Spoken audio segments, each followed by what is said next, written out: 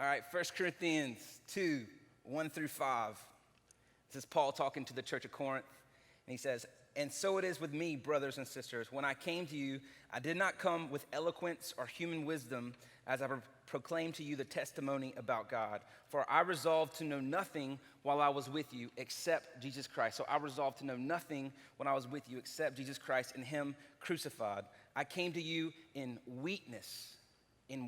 I came to you, Paul, great and mighty Paul, who wrote basically the entire New Testament, came to these people in weakness, not strength, in weakness, with great fear and trembling. This gives me hope, this gives me encouragement, because I get scared when I'm talking in front of people. I get nervous even right now. But Paul's saying, I came to you, again, great and mighty Paul that we think can't be shaken, can't be stirred, comes to you with great fear and trembling.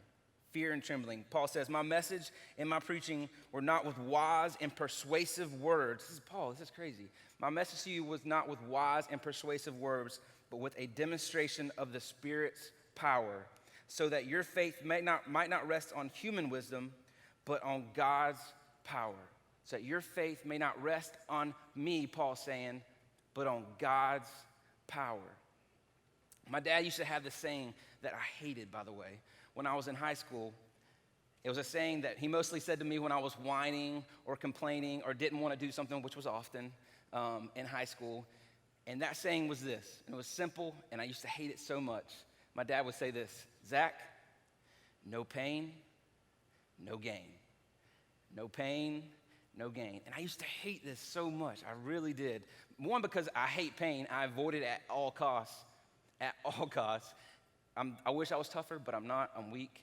But he would say, Zach, no pain, no gain. And I brought these dumbbells up here because the times I remember, which, by the way, these dumbbells, clearly I could do a lot more. These are my wife's dumbbells. She uses these in the mornings in the house when she's watching her doing her little video workout thing. So these are 8 pounds each. Picture like 80 pounds. And then clearly that would be closer to what I can do. So,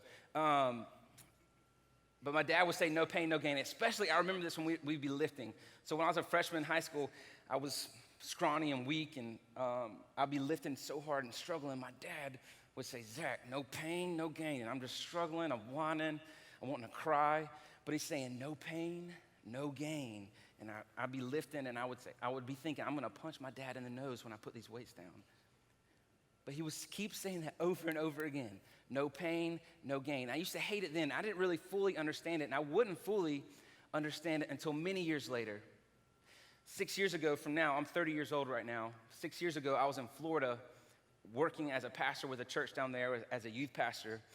And essentially, in no way around it at all, I had a complete mental breakdown in every sense of the word, where I started struggling with anxiety and depression, where I didn't know and not like middle school girl depression, no offense, middle school girls, but the kind of depression where it's on the shackles on your feet, on your shoulders, where you don't know if you want to get up out of bed. I didn't work for 3 months.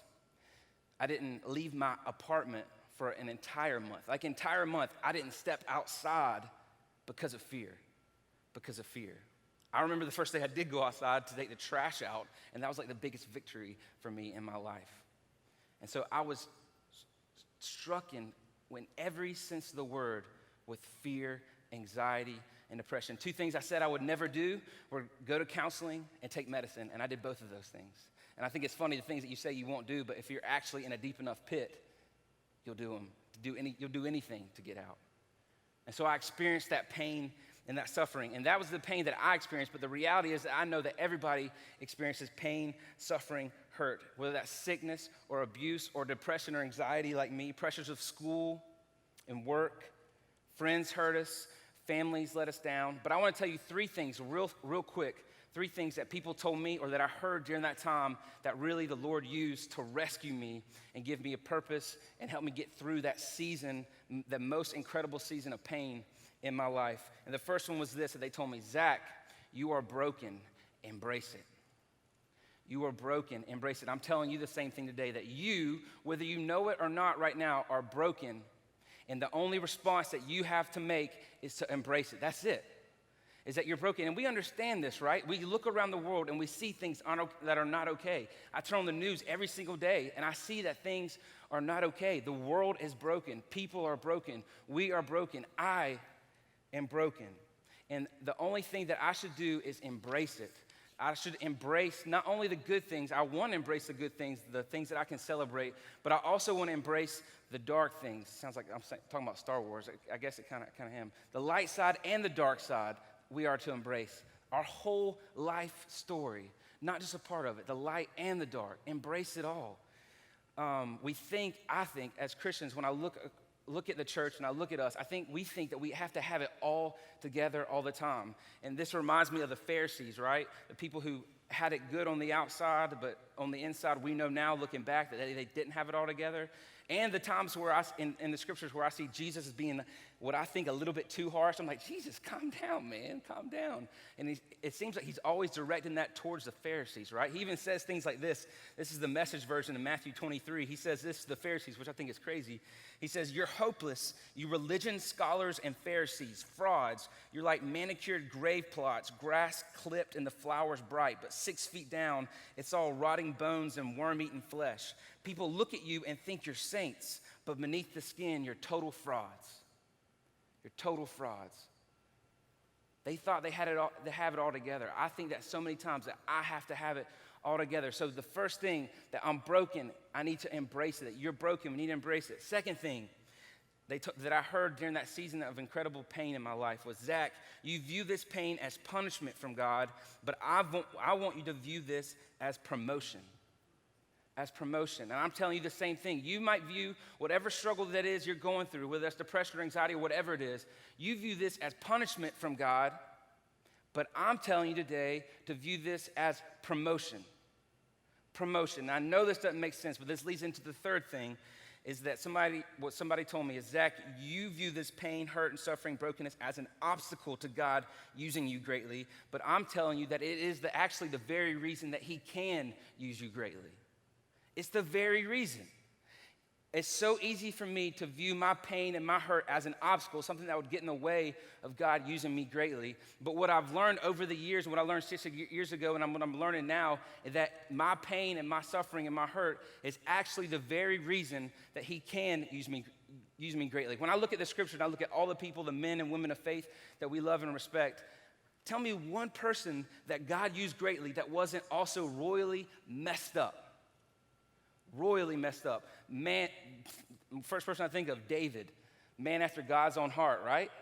Murderer, adulterer, slept with another man's wife, had that wife's husband killed. Royally messed up. Oh, go to the New Testament. When you look at Paul himself, what? He was also killing Christians, the disciples. What a bunch of misfits, right? But God used them greatly. Our pain and our hurt is not an obstacle to God using us greatly. It is actually the very reason that he can use us greatly. Brennan Manning, one of my favorite authors, has a quote that says, be daring enough to be different, humble enough to make mistakes, be real enough to make others see how phony you actually are. I'll say it again. Be daring enough to be different, humble enough to make mistakes, be real enough to make others see how phony you actually are. And I'm not afraid to tell people that. I'm not afraid to say that Zach Dickson is phony. Not a little bit of the time, not most of the time, a lot of the time. Phony. But I can tell you that there's someone in me who is not phony, and that is Jesus Christ.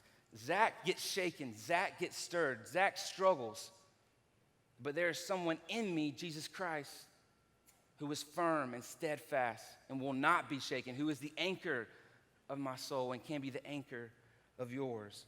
Paul goes on in Corinthians and tells the Corinthians church, he says, I will boast about a man like that, talking about Jesus, but I will not boast about myself, except about my weakness. What? Even if I should choose to boast, I would not be a fool because I would be speaking the truth. So Paul's saying, if I wanted to boast, it's kind of his backhand way to say, if I wanted to, I could. If I wanted to, I could. But I refrain, so no one will think more of me that is warranted by what I do or say, or because of these surprisingly great revelations that he's received in Jesus Christ. Therefore, in order to keep me from becoming conceited, I was given a thorn in my flesh, a messenger of Satan to torment me. 3 times I pleaded with the Lord to take it away, but he said to me, my grace is sufficient for you, for my power is made perfect in weakness. weakness, so that Christ's power may rest on me. That is why, for Christ's sake, I delight in weaknesses, in insults, in hardships, in persecutions, in difficulties. For when I am weak, then I am strong. Then I am strong. When I am weak, then I am strong.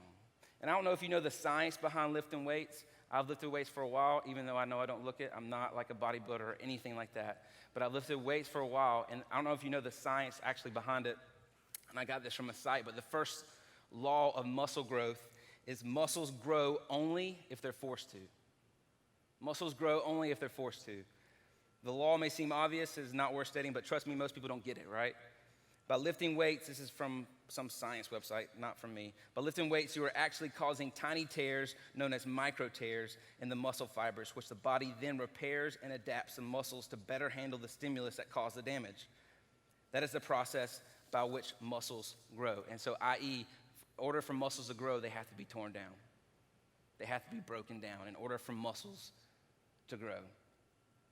So it turns out, the funny thing is, all these years later, when I didn't think he knew what he was talking about, and even if he didn't even know all the truth that the Lord would teach me through it, it turns out my dad was right.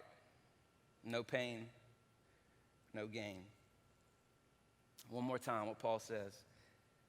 But he said to me, my grace is sufficient for you, for my power is made perfect in weakness. Therefore, I will boast all the more gladly about my weaknesses, so that Christ's power may rest on me.